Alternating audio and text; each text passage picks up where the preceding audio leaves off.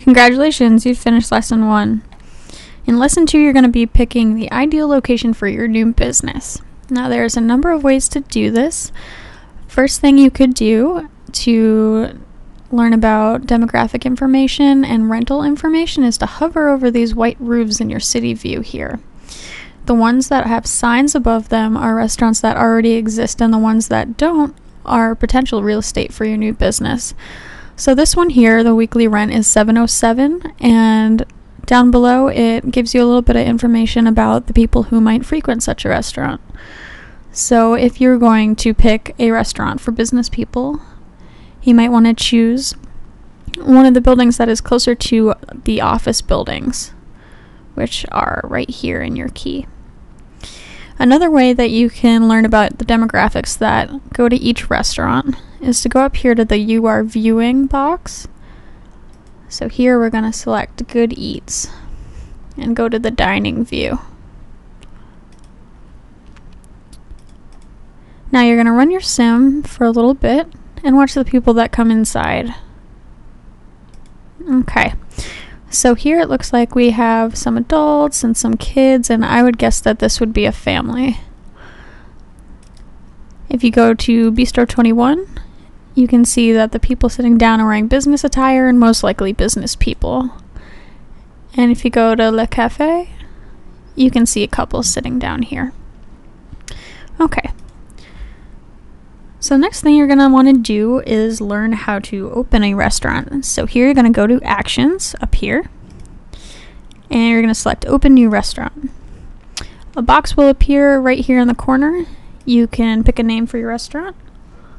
I'll call mine Erica's. And to determine the rent, you hover over these buildings here. So let's say I wanted to pick this one. My rent would be $743, as you can see in green in the corner. And when I click on it, this number appears right here in the box. So once you've selected your location, you hit OK. And this will bring me to the dining view. If you go back to the city view, you can see my new restaurant is right here with a sign above it. Another thing you're going to have to pay attention to in lesson 2 is your profit. You can determine your profit by looking down here on the status bar under the tab marked Profit. Profit is different than cash. Okay, now you're ready to move on to lesson 2. Good luck. Congratulations, you've made it to lesson 3. In lesson 3, you'll be learning about how to analyze the information contained in your financial statements.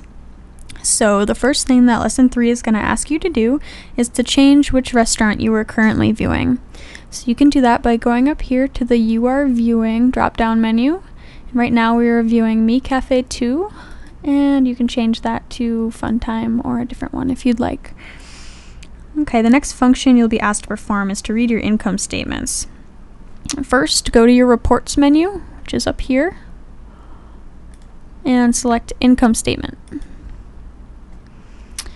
Now, the income statement will show the most current week all the way to the right here in this column. And this will give you information about money spent on waste and marketing, etc. Lesson 3 is also going to ask you to view your balance sheet. You can do that by going up here to Reports again and selecting Balance Sheet. And the balance sheet looks much similar. The current week is all the way on the right-hand column. And it's important to recognize the difference between your balance sheet and your income statement. Your income statement is also known as a profit and loss statement, which details the restaurant's income and expenses for a specific period of time, while the balance sheet is more like a snapshot of the restaurant's financial condition. Okay.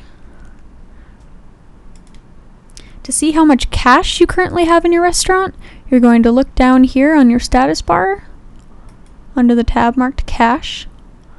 And to transfer cash, you're going to go up here to your Actions menu and all the way on the bottom where it says Transfer Cash. And this window will appear. Over here, you can choose which restaurant you'd like to transfer cash from and which one you'd like to transfer cash to. And here you can type in the amount.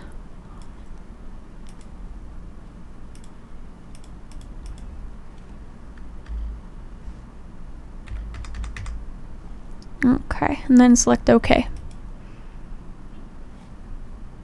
Okay, so now you're ready to move on to lesson 3. Good luck.